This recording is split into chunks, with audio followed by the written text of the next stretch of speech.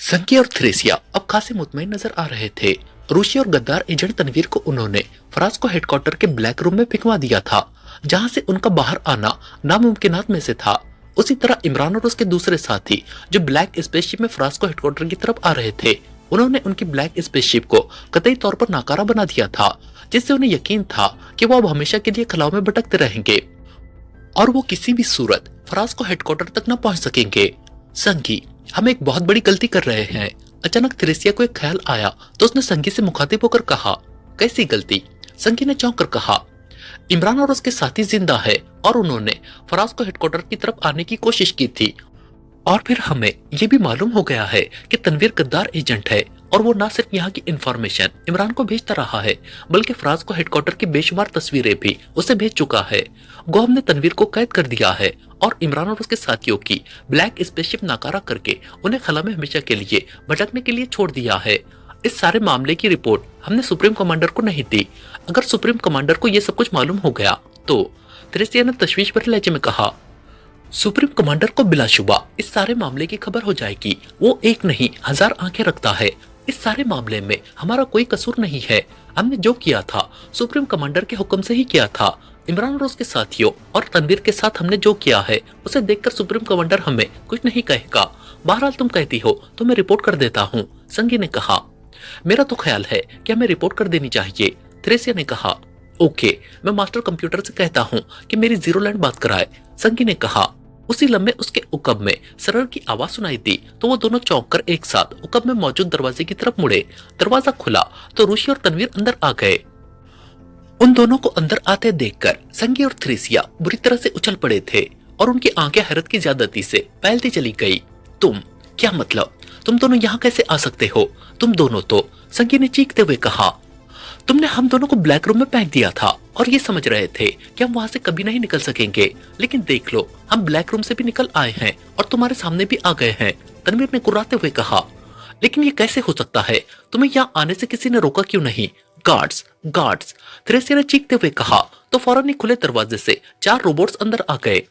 इन दोनों को कवर करो, फौरन, संगी ने चीखते हुए कहा तो चारों रोबोट्स ने तनवीर और रोशी को घेर लिया और वाइड गने निकालकर उनका रुख उन दोनों की तरफ कर दिया। ये देखकर तनवीर के होठों पर जहरीली मुस्कुराहट उभर आई। अब बताओ, तुम दोनों ब्लैक रूम से बाहर कैसे आए हो? संगी ने उनकी तरफ खूंखार नजरों से घूरते हुए कहा। फराज को हेडक्वार्टर की कोई दीवार मेरा रास्ता नहीं रोक सकती संगी। ब्लैक रूम में तो क्या, तुम मुझे खला में भी भेज दोगे तो मैं वहां से भी वापस आ जाऊंगा, तनवीर ने तहमुल भरे लहजे में जवाब देते हुए कहा। शट अप, जल्दी बताओ वरना मैं तुम्हारा ऐसा हश्र करूंगा कि सदियों तक तुम्हारी रूह बुलबुलाती रहेगी, संगी ने गुर्राते हुए कहा।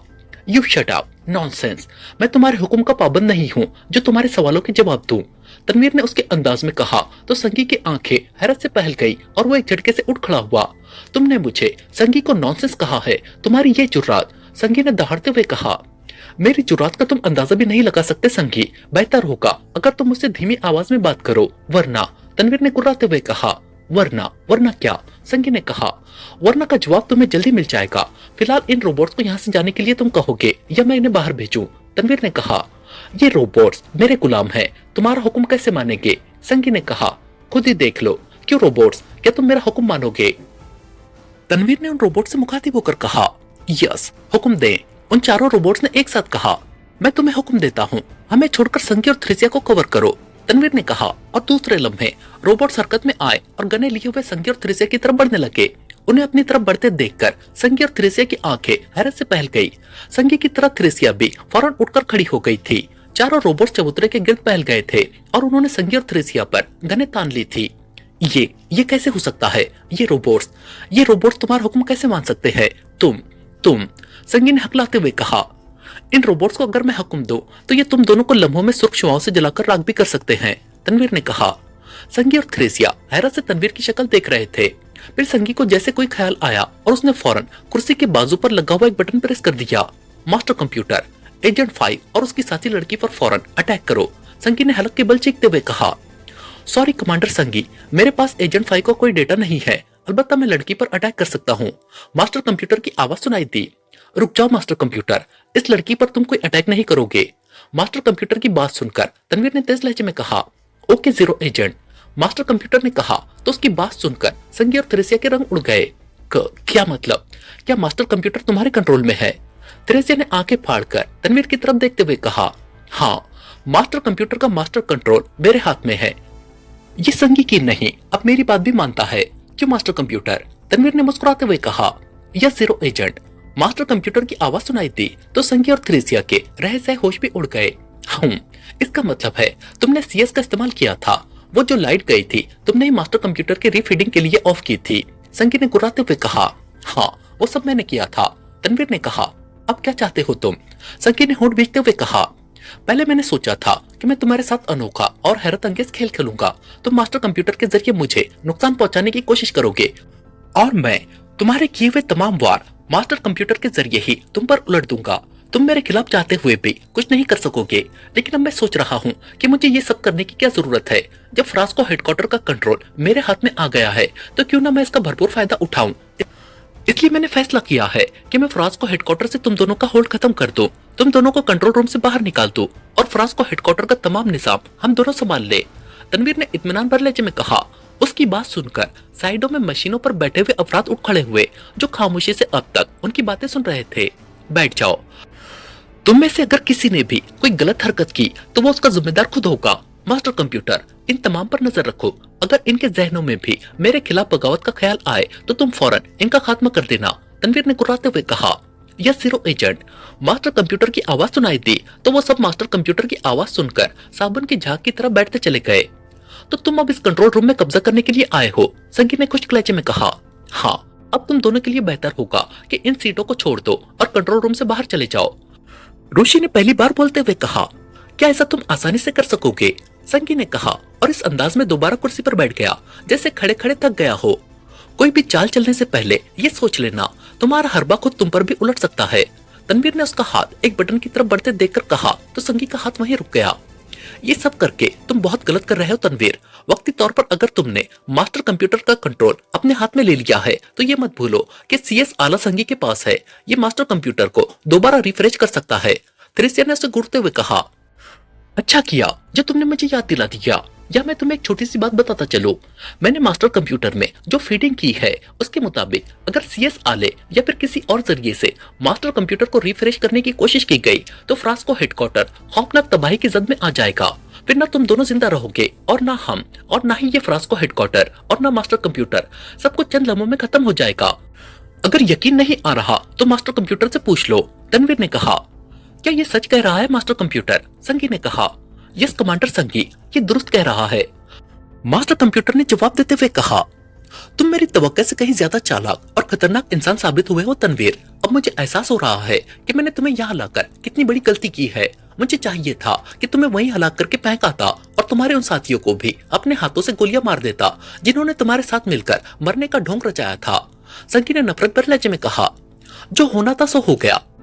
अब शराफत से कुर्सियां छोड़ दो, वरना मेरे हुक्म पर रोबोट्स तुम्हें और थ्रेसिया को उठाकर बाहर खलाव में भी फेंक सकते हैं।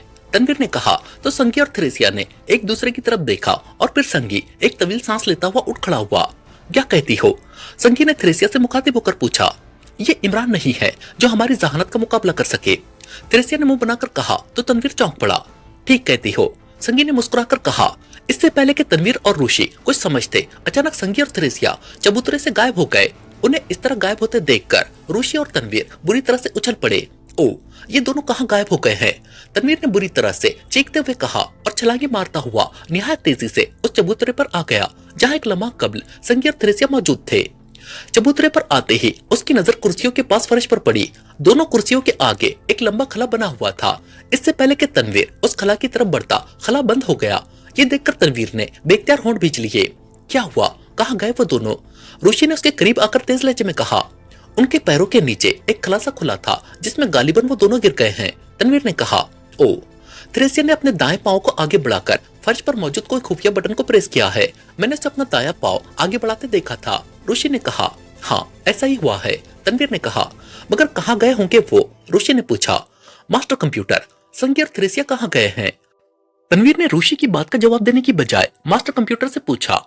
वो दोनों इमरजेंसी वे से निकल गए हैं जीरो एजेंट। इमरजेंसी वे रेड सेक्शन की तरफ जाता है और वो रेड सेक्शन में गए हैं। मास्टर कंप्यूटर ने कहा।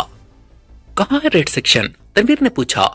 रेड सेक्शन है तो इसी हेडक्वार्टर में, लेकिन कहाँ है ये मुझे मालूम नहीं है, मास्टर कंप्यूटर ने कहा। क्यों, तुम्हें क्यों मालूम नहीं है? तनवीर ने गुस्से लहजे में कहा। रेड सेक्शन तक मेरी रिसाई नहीं रखी गई जीरो एजेंट। इस सेक्शन को मुझसे महफूज रखने के लिए ही बनाया गया था, ताकि अगर मुझ में कोई खलल आ जाए और मैं किसी भी तरह आउट ऑफ कंट्रोल हो जाऊं तो कमांडर फौरी तौर पर रेड सेक्शन में जाकर मुझसे अपना बचाव कर सके, मास्टर कंप्यूटर ने कहा। ओ, रेड सेक्शन में जाकर वो तुम्हारे खिलाफ क्या कर सकते हैं? तनवीर ने चौंक कर कहा। मैं नहीं जानता, मास्टर कंप्यूटर ने कहा तो तनवीर की आंखों में तशवीश के साए लहराने लगे। संगी और थ्रेसिया एन वक्त पर उसे चकमा दे गए थे। अब वो फ्रांसिस्को हेडक्वार्टर के न जाने किस हिस्से में थे और वहां जाकर वो क्या कर सकते थे, इसके बारे में मास्टर कंप्यूटर भी लाइल्मी जाहिर कर रहा था। उन दोनों का इस तरह निकल जाना हमारे लिए खतरनाक हो सकता है तनवीर, ऋषि ने भी परेशान होते हुए कहा। मास्टर कंप्यूटर, उस इमरजेंसी वे को खोलो, हम दोनों संगी और थ्रेसिया के पीछे जाना चाहते हैं, तनवीर ने कहा। सॉरी जीरो एजेंट, इमरजेंसी वे को खोलने का तरीका भी मुझसे पोशीदा रखा गया है, मास्टर कंप्यूटर ने कहा। हेडक्वार्टर के तमाम रोबोट्स को हर तरफ फैला दो, उनसे कहो कि वो हर जगह संगी और थ्रेसिया को तलाश करे और जहां भी नजर आए उन्हें हलाक कर दिया जाए, तनवीर ने सख्त लहजे में कहा। यस जीरो एजेंट, मैं अहकाम जारी कर रहा हूँ और जहां भी नजर आए उन्हें हलाक कर दिया जाएगा, मास्टर कंप्यूटर ने कहा और फिर वहां खामोशी छा गई। हमें उन दोनों को फौरन चबूतरे से उतार लेना चाहिए था, बातों में वक्त जाया करके हमने खुद ही उन्हें यहाँ से निकलने का मौका दिया है, ऋषि ने कहा। वो बचकर जाएंगे कहाँ? मैं उनके हेडक्वार्टर में ही उनके मकबरे बना दूंगा, तनवीर ने कुर्राते हुए कहा। रेड सेक्शन में जाकर अगर उन्होंने दोबारा मास्टर कंप्यूटर को अपने कंट्रोल में कर लिया तो, ऋषि ने उसे घूरते हुए कहा। तब मैं फ्रांसिस्को हेडक्वार्टर की ईंट से ईंट बजा दूंगा, तनवीर ने कहा। मैंने तमाम रोबोट्स को अहकाम दे दिए हैं, जैसे ही उन्हें कमांडर संगी और थ्रेसिया दिखाई देंगे वो उन्हें फौरन हलाक कर देंगे, मास्टर कंप्यूटर की आवाज सुनाई दी। ठीक है, आओ ऋषि, हम भी उन दोनों को तलाश करें, तनवीर ने कहा और तेजी से चबूतरे से नीचे आ गया। ऋषि भी उसके पीछे आ गई। वो दोनों तेज तेज चलते हुए दरवाजे की तरफ बढ़े ही थे कि अचानक सरर की तेज आवाजों के साथ ऊपर से दो शीशे के सुतून नीचे आए और वो दोनों उनमें बंद हो गए। यूं लग रहा था जैसे शीशे के सुतूनों में उन दोनों को कैद कर दिया गया हो। शीशे के सुतून इस कदर तंग थे कि वो जरा सी भी हरकत न कर सकते थे। फिर अचानक उन शीशे के सुतूनों में नीले रंग की तेज रोशनी से भर गई। तनवीर को यूं महसूस हुआ जैसे नीली रोशनी पड़ते ही उसके जिस्म से जान निकल गई हो। उसे अपने जिस्म के साथ साथ अपना दिमाग भी सुन्न होता हुआ मालूम हो रहा था और फिर जैसे उसके तमाम एहसासात खत्म होते चले गए, उसके जहन में अंधेरी की दबीज चादर फैल गई थी। संगी ने आंखों ही आंखों में थ्रेसिया को इशारा किया तो थ्रेसिया ने तनवीर से बात करते हुए इस अंदाज में सर हिला दिया जैसे वो संगी की बात समझ गई हो। फिर थ्रेसिया ने अपना दाया पांव आगे बढ़ाकर फर्श के एक हिस्से पर 3 बार मखसूस अंदाज में दबाव डाला तो अचानक उनके पैरों के नीचे एक खला सा बन गया। खला खुलते ही वो उसमें जा गिरे। खला में रबड़ का एक बड़ा पाइप लगा हुआ था। वो दोनों उस पाइप में गिरे थे। फिर वो दोनों उस पाइप में घिसटते चले गए। पाइप दाएं बाएं मुख्तलिफ हिस्सों से गुजर रहा था। फिर वो दोनों पाइप के दूसरे सिरे से निकले और यकलक जैसे नर्म गद्दों पर आ गिरे। रबड़ के पाइप में सफर करते हुए उन्हें कोई खराश नहीं आई थी और अब वो जिस नरम वो गदास गद्दे पर गिरे थे उससे भी उन्हें कोई चोट नहीं आई थी। वो जहाँ गिरे थे वो शीशे का बना हुआ बैजवी सा कमरा था। हर तरफ फौलादी फ्रेम लगे हुए थे जिनमें तिकोने और चौकोर शीशे के बड़े बड़े टुकड़े लगे हुए थे। ये खलाई शटल थी जिसे फ्रांसिस्को हेडक्वार्टर की निचली सतह से जोड़ा गया था। उस खलाई शटल को इंतहाई इमरजेंसी की सूरत में इस्तेमाल किया जाता था। खतरे की सूरत में फ्रांसिस्को हेडक्वार्टर की स्पेसशिप का कमांडर इमरजेंसी वे से निकलकर सीधा इस खलाई शटल में आ जाता था। इस खलाई शटल को हर लिहाज से मास्टर कंप्यूटर की रेंज से अलग रखा गया था। यूं तो फ्रांसिस्को हेडक्वार्टर में आग लगने या धमाका खेज मवाद फटने का कोई एहतमाल नहीं था, लेकिन चूंकि फ्रांसिस्को हेडक्वार्टर का सारा निजाम कंप्यूटराइज था और उसे कंट्रोल करने वाला भी मास्टर कंप्यूटर था जिसमें कभी भी खराबी पैदा हो सकती थी और फ्रांसिस्को हेडक्वार्टर की खलाई शिप खला में तैरते हुए शहाब साकिब से टकराकर बड़े खतरे से भी दो चार हो सकती थी।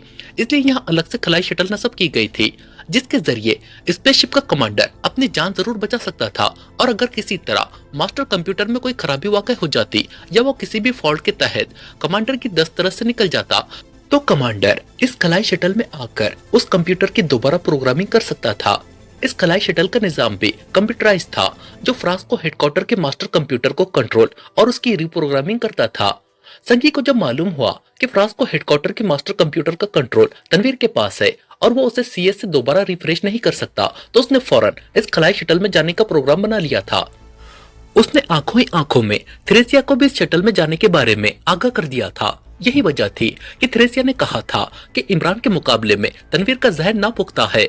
अगर उसकी जगह इमरान होता तो वो कभी भी मास्टर कंप्यूटर को दो हाथों में न रहने देता। तनवीर ने मास्टर कंप्यूटर का कंट्रोल खुद भी हासिल कर लिया था और संघी से भी उसका कंट्रोल नहीं छीना था, जिसका संघी इस शटल में आकर भरपूर फायदा उठा सकता था। अगर तनवीर अकलमंदी करता और मास्टर कंप्यूटर का सारा कंट्रोल अपने हाथों में ले लेता तो हम इस खलाई शटल में भी आकर कुछ नहीं कर सकते थे। संघी ने सीधे होते हुए कहा, हाँ, इसलिए तो मैंने कहा था कि तनवीर इमरान जैसा अक्लमंद और ज़हीन नहीं है। थ्रेसिया ने कहा। वो दोनों गद्दे से उठकर आगे आ गए जहां दो पायलट सीटें मौजूद थी। सामने एक बड़ा सा कंट्रोल पैनल था जिसके ऊपर बेशुमार बटन, डायल और बल्ब लगे हुए थे, जबकि ऊपर की तरफ एक बड़े साइज की स्क्रीन मौजूद थी जो ऑफ थी। संगी ने सीट पर आते ही कंट्रोल पैनल के मुख्तलिफ बटन प्रेस करने शुरू कर दिए। दूसरे लम्हे खलाई शटल में जैसे जिंदगी की लहर सी दौड़ गई। पैनल पर लगे बल्ब रोशन हो गए थे और डायलों के साथ मीटरों की सुइयां भी थराने लगी थी। उसी लम्हे स्क्रीन पर धमाके से हुए और स्क्रीन पर नीली रोशनी से फैलती चली गई। संगी ने साइड पर लगे एक बटन को प्रेस किया तो उसके सामने खाना सा खुल गया और एक छोटा सा ट्रे सा निकलकर बाहर आ गया। उस ट्रे पर सुर्ख रंग का एक बटन लगा हुआ था। संगी ने उंगली से बटन प्रेस किया तो स्क्रीन पर धमाके से होने लगे। फिर अचानक स्क्रीन पर तेज धमाका हुआ और स्क्रीन ऑफ हो गई। ये क्या हुआ? मैंने तो न्यू फीडिंग के लिए मास्टर कंप्यूटर को ऑन किया था, फिर ये खुद ब खुद ऑफ क्यों हो गई है? संगी ने हैरान होकर कहा। पता नहीं, दोबारा बटन प्रेस करो। थ्रेसिया ने कंधे उचकाते हुए कहा। इससे पहले कि संगी दोबारा बटन प्रेस करता, अचानक स्क्रीन पर धमाका सा हुआ और वहां सुप्रीम कमांडर का चेहरा दिखाई दिया। उसके चेहरे पर वही फौलादी मास्क था जिसके सुराखों से उसकी अंगारों जैसी सुर्ख आंखें दिखाई दे रही थी। उसके उकब में सिल्वर कलर से दायरे में लिखे हुए ZL के हरूफ साफ दिखाई दे रहे थे। स्क्रीन पर सुप्रीम कमांडर को देखकर संगी और थ्रेसिया साकित रह गए थे। रुक जाओ संगी, मास्टर कंप्यूटर को रिफ्रेश और न्यू फीडिंग करने की कोई जरूरत नहीं है। अचानक सुप्रीम कमांडर की गुर्राती हुई आवाज सुनाई थी। मगर सुप्रीम कमांडर, वो संगी ने हकलाते हुए कहा। शट अप, मुझे कुछ बताने की जरूरत नहीं है, मैं सब जानता हूँ। सुप्रीम कमांडर ने दहाड़ते हुए कहा तो संगी और थ्रेसिया सहम कर रह गए। ये सब तुम्हारी गैर जिम्मेदारी और गफलत का नतीजा है संगी, जो तुम CS लेकर सीधे हार्ड रूम में चले गए थे। सुप्रीम कमांडर ने गुर्राते हुए कहा। सुप्रीम कमांडर, मैं उसे इलेक्ट्रिक शॉक्स देना चाहता था। संगी ने खौफजदा लहजे में कहा। संगी, तुम नहीं जानते तुमने CS तनवीर जैसे एजेंट को देखकर कितनी बड़ी गलती की है। सुप्रीम कमांडर ने कहा। मुझे एहसास है सुप्रीम कमांडर, लेकिन ये सब मैंने जानबूझकर नहीं किया। मैं सोच भी नहीं सकता था कि एजेंट 5 न सिर्फ हमें बल्कि फ्रांस को हेडक्वार्टर की कंप्यूटराइज मशीनों को भी धोखे दे देगा। उसे मैंने हर मशीन से और हर किस्म के स्कैनिंग मरहलों से गुजारा था। अगर एक मशीन भी मुझे उसके बारे में मशकूक कर देती तो मैं उसे उसी वक्त गोली मार देता। संगी ने कहा। ये गलती ब्लैक जैक की है। उसने तनवीर के जहन को कंप्यूटराइज कंट्रोल करने की कोशिश की थी। अगर वो अपने फन में यकता था तो उसे ये क्यों मालूम नहीं हुआ कि तनवीर उसके कंट्रोल में नहीं आया, बल्कि वो जो कुछ भी कर रहा है इमरान की एमा पर कर रहा है। थ्रेसिया ने कहा। ये गलती ब्लैक जैक की है या तुम दोनों की, मगर इस वक्त मेरे लिए सबसे अहम मसला फ्रांस को हेडक्वार्टर बचाने का है। तुम नहीं जानते, एजेंट 5 ने मास्टर कंप्यूटर में अजीब व गरीब तब्दीलियां कर दी है। उसने सबसे पहले मास्टर कंप्यूटर का जीरो लैंड से राब्ता खत्म किया था ताकि उसके बारे में मुझे किसी बात का इल्म ना हो सके। जीरो लैंड के सुपर कंप्यूटरों की मदद से मैंने फ्रांस को हेडक्वार्टर से राब्ता करने की बहुत कोशिश की थी, मगर कामयाब ना हो सका था। अब जब राब्ता कायम हुआ तो सुपर कंप्यूटर ने मुझे मास्टर कंप्यूटर में तब्दीलियों के बारे में बता दिया।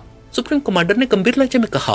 ओ, तो क्या एजेंट 5 कंप्यूटर एक्सपर्ट है जो उसने मास्टर कंप्यूटर में ऐसी तब्दीलियां कर दी हैं जिन्हें जीरो लैंड के सुपर कंप्यूटर भी दुरुस्त नहीं कर सकते? संगी ने कहा। नहीं, वो कंप्यूटर एक्सपर्ट नहीं है, ये मेरी गलती है जो मैंने फ्रांस को हेडक्वार्टर के तमाम निजाम को मास्टर कंप्यूटर में एडजस्ट कर रखा था। मास्टर कंप्यूटर वॉइस सिस्टम के तहत काम करता है। उस सिस्टम को रिफ्रेश करने और उसे नई हिदायत देने के लिए एक मखसूस वॉइस दरकार होती है। जब तुमने ब्लैक जैक की जगह मास्टर कंप्यूटर को अहकाम देने के लिए अपनी वॉइस कंप्यूटर में फिट कराई थी तो तुमने मास्टर कंप्यूटर को वॉइस की कोड नहीं दिया था। वॉइस की कोड फीडिंग के बाद उस वक्त तक कंप्यूटर में रीफीडिंग नहीं की जा सकती जब तक वॉइस की कोड फीड करने वाला अपनी आवाज में मास्टर कंप्यूटर को की कोड फराहम न करे। एजेंट 5 ने सबसे पहले मास्टर कंप्यूटर से उसकी कारकर्दगी के बारे में तफसील पूछी थी। फिर उसने कंप्यूटर को रिफ्रेश करते हुए न सिर्फ उसमें अपनी हिदायत फीड कर दी बल्कि अपनी आवाज में वॉइस की कोड भी दे दिया। अब जब तक एजेंट 5 अपनी आवाज में उस वॉइस की कोड को खत्म नहीं करेगा, मास्टर कंप्यूटर में मुकम्मल तौर पर फीडिंग नहीं की जा सकती। मैंने सुपर कंप्यूटर के जरिए तमाम मालूमात हासिल कर ली है। एजेंट 5 ने निहायत खतरनाक फीडिंग की है। उसने मास्टर कंप्यूटर में ऐसी फीडिंग कर रखी है कि अगर हर 1 घंटे बाद मास्टर कंप्यूटर एजेंट 5 की ओरिजिनल आवाज रिसीव नहीं करेगा तो उसका सिस्टम क्लोज होता जाएगा। यहाँ तक कि अगर 3 घंटों तक मास्टर कंप्यूटर ने एजेंट 5 की आवाज न सुनी तो मास्टर कंप्यूटर का सिस्टम क्लोज हो जाएगा और उसका ब्लास्टिंग सेक्शन हरकत में आ जाएगा और अगले 1 घंटे में फ्रांस को हेडक्वार्टर में मौजूद तमाम असला फट जाएगा, जिससे फ्रांस को हेडक्वार्टर खला में रेजो की तरह बिखर जाएगा। सुप्रीम कमांडर ने उन्हें तफसील बताते हुए कहा तो संकी और थ्रेसिया की हालत गैर हो गई। ओ एजेंट 5 ने इस हद तक मास्टर कंप्यूटर को अपने कंट्रोल में ले लिया है। थ्रेसिया ने कपकपाते हुए लहजे में कहा, हाँ, सुपर कंप्यूटर के जरिए मैंने मास्टर कंप्यूटर में एजेंट 5 की दी हुई दूसरी हिदायत को तो खत्म कर दिया है, लेकिन मैं उस फीडिंग को खत्म नहीं कर सका जो एजेंट 5 की आखिरी हिदायत के तहत मास्टर कंप्यूटर ने फीड की थी। और फिर उसने वॉइस की कोड लगाते हुए मास्टर कंप्यूटर को फाइनल ऑपरेशन पर लॉक कर दिया था। सुप्रीम कमांडर ने कहा, मैं समझा नहीं सुप्रीम कमांडर, आखिरी हिदायत और फाइनल ऑपरेशन से आपकी क्या मुराद है? संगी ने कहा, एजेंट 5 ने मास्टर कंप्यूटर को हिदायत दी थी कि अगर 3 घंटों के बाद वो उसकी असल आवाज रिसीव न करे तो फ्रांस को हेडक्वार्टर का ब्लास्टिंग सेक्शन खुद ब खुद ऑन हो जाएगा और उससे अगले 1 घंटे में फ्रांस को हेडक्वार्टर का सारा असला फट जाएगा ताकि फ्रांस को हेडक्वार्टर मुकम्मल तौर पर तबाह हो जाए। और तुम शायद ये भी नहीं जानते कि अगर फ्रांस को हेडक्वार्टर तबाह हो गया तो दुनिया पर कब्जा करने का मेरा ख्वाब एक बार फिर ताखिर का शिकार हो जाएगा। ब्लैक सैटेलाइट में जो स्पेस फोर्स तैयार की जा रही है उसका मेन कंट्रोलर फ्रांस को हेडक्वार्टर ही है। इस फ्रांस को हेडक्वार्टर से ही पाकिस्तान पर पहले हमले के लिए स्पेस फोर्स भिजवाई जानी थी। अगर फ्रांस को हेडक्वार्टर तबाह हो गया तो उसके साथ ही ब्लैक सैटेलाइट भी तबाह हो जाएगा, क्योंकि ब्लैक सैटेलाइट की मशीनों को लहरों के जरिए जो तवानाई फराहम की जा रही है वो फ्रांस को हेडक्वार्टर से ही दी जा रही है। जब ब्लैक सैटेलाइट को तवानाई ही मैसर नहीं आएगी तो उसका वजूद बरकरार कैसे रह सकता है? सुप्रीम कमांडर ने गुस्सीले और परेशान कुन लहजे में कहा।